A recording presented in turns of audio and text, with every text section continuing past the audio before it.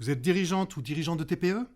Vous êtes intéressé par les enjeux et les défis des très petites entreprises? Vous souhaitez qu'on parle plus et mieux de ce que vous vivez au quotidien? Sortez de l'anonymat.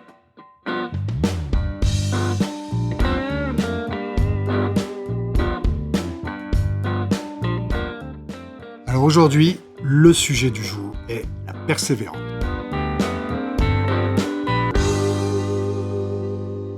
Vous écoutez les podcasts Ma vie de patron, la chaîne des dirigeants de petites entreprises. La persévérance me semble une qualité essentielle dans l'aventure entrepreneuriale. En effet, dans un précédent podcast, nous avons parlé d'une autre qualité qui est celle de rebondir. Mais la persévérance est associée à celle-ci, forcément, à moins que ce soit de la ténacité. Par exemple, au début, personne ne croyait à mon idée d'entreprise. Mon entourage trouvait que le nom de l'entreprise était trop compliqué, trop difficile à prononcer. Les banquiers, au début, voulaient pas m'ouvrir de compte, même, voilà, j'ai dû l'évoquer dans d'autres podcasts. J'avais un scepticisme pour des raisons, des raisons personnelles, ou en tout cas dans l'entourage, certainement liées à une peur de l'entreprise ou de l'entrepreneuriat. Et puis, évidemment, tout ce qui est partenaires financiers, des banques, des comptables, etc. Voyez tout ça d'un œil un peu méfiant, dire que c'est quoi, qu'est-ce qu'il va nous faire, est-ce que ça va marcher, est-ce qu'on prend pas un risque, etc. Donc, personne ne croyait à l'entreprise. J'ai quand même tenu bon, et puis alors j'ai accouché de mon entreprise le 27 avril 98. Faut dire qu'il y a eu une certaine persévérance. Au fur et à mesure, il y a eu un certain nombre d'épisodes où il a fallu pouvoir continuer. Par exemple, la première fois que j'ai contacté l'ancêtre de BPI, donc Public d'Investissement, qui s'appelait l'ANVAR, l'Agence nationale de la valorisation de la recherche, cette même ANVAR, mais c'était même avant la création de l'entreprise, elle m'a répondu que mon idée, c'était une idée de création de biotech, vous imaginez, en 96. Que mon idée n'était pas innovante. Alors, vous imaginez j'ai gardé la lettre, donc un jour, je ressortirai ça de mes archives, mais bon. Donc, quand j'ai soumis après l'idée de mon entreprise au Technopole de Brest-Iroise, à l'époque, le directeur du Technopole, on m'a fait faire une étude de marché pour voir s'il y avait un marché.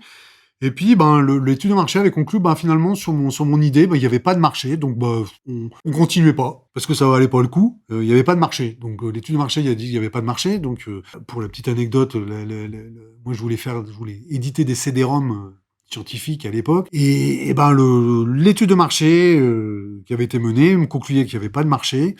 Et donc le directeur du Technopole de Brest-sur-Oise m'a répondu, écoute, voilà, il y a pas de marché, donc on continue pas, on monte pas l'entreprise, voilà, il y a pas de souci. Simplement, moi, j'avais relevé, dans l'étude de marché, qu'il y avait l'émergence d'internet comme le support de communication du futur, quoi. C'était en 96, hein. Remonter ça, donc le internet, en tout cas en Bretagne, est arrivé, les premiers sites web en recherche sont arrivés en 93, donc vous voyez, c'est encore relativement récent.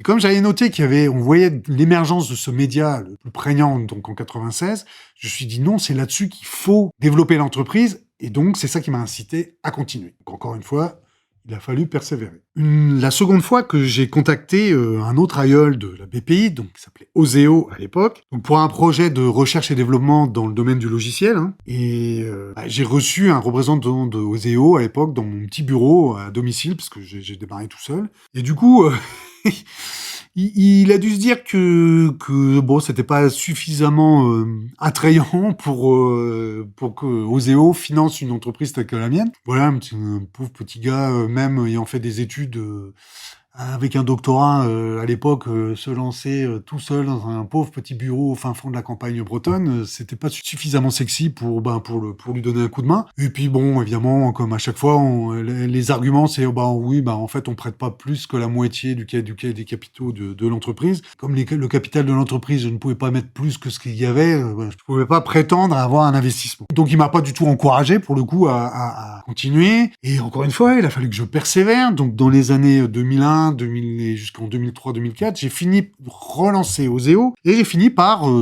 récupérer une subvention, alors de 37 000 euros, hein, c'est à l'époque, ce qui peut paraître pas mal pour développer du logiciel, sauf que les collègues qui développaient les mêmes choses en région parisienne, eux, avaient des levées de fonds de plusieurs millions d'euros, alors avec des cofinancements, peut-être pas qu'avec Oseo, mais ils avaient des levées de fonds de plusieurs millions d'euros. Alors, moi, qu'avec 37 000 euros, bon, alors que on avait développé les logiciels en interne, sur fonds propres, en faisant quelques sacrifices. Bon, bah, du coup, c'est l'idée de cette persévérance, de dire, bah voilà, je crois à mon idée, je continue jusqu'au bout, je vais sortir des choses.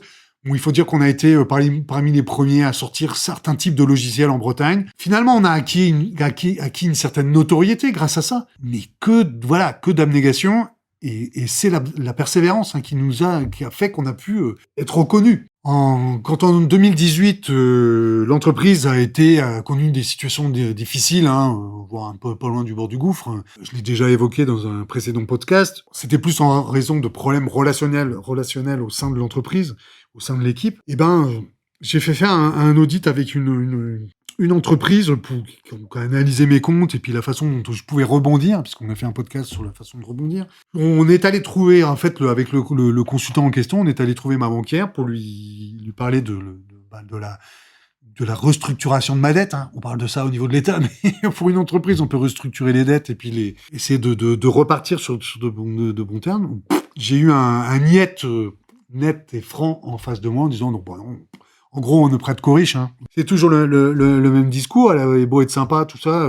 Elle m'a dit non, ça se fera pas. Il a bien fallu que je restructure la dette d'une certaine manière. Donc, il a fallu que j'emprunte de l'argent dans mon entourage, à des amis, à mes parents, un peu autour, et de gratter les fonds de tiroir chez moi pour pouvoir réinvestir de l'argent dans l'entreprise pour pouvoir survivre et donc persévérer dans l'entreprise, parce que je croyais dans mon entreprise. Bon, évidemment, il y a une autre raison aussi, c'est le fait que, comme j'ai dû le dire dans un précédent podcast, si l'entreprise s'arrête, il n'y a plus de revenus. Donc, à partir du moment où on persévère, justement, et qu'on croit à son potentiel de son entreprise, on continue et on fait des sacrifices et on réinjecte l'argent qui est nécessaire pour continuer. C'est pareil, la vie commerciale de l'entreprise, c'est pas un long fleuve tranquille, même si finalement on a un taux de fidélisation qui est pas trop mal, je pense, par rapport à d'autres entreprises, mais c'est très difficile. Tout est remis en cause tout le temps. Il y a pas de, il y a une certaine volatilité, on va dire, des clients. Et c'est vrai que à chaque fois, des fois, j'ai perdu des clients qui, pour certains, m'ont jeté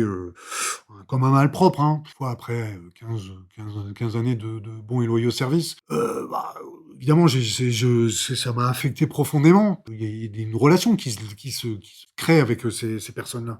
Il a fallu continuer, et puis il a fallu reprendre le bâton de pèlerin pour prospecter d'autres clients, aller chercher d'autres clients, d'autres marchés, choses comme ça. Donc, il faut persévérer. On peut associer ça à rebondir aussi. Mais enfin, c'est de la persévérance quelque part. C'est jamais se dire maintenant c'est fini, quoi. Je m'arrête parce que je suis fatigué ou parce que c'est trop compliqué. Bon, voilà, j'ai eu des clients comme ça, notamment un traiteur là avec qui j'ai travaillé. J'ai travaillé 2 fois avec des mauvais retours à chaque fois, qui m'a largué comme ça, comme un malpropre, et sans même le dire. Il a fallu que ça soit son alternante qui me dise qu'il ne veut pas travailler avec moi.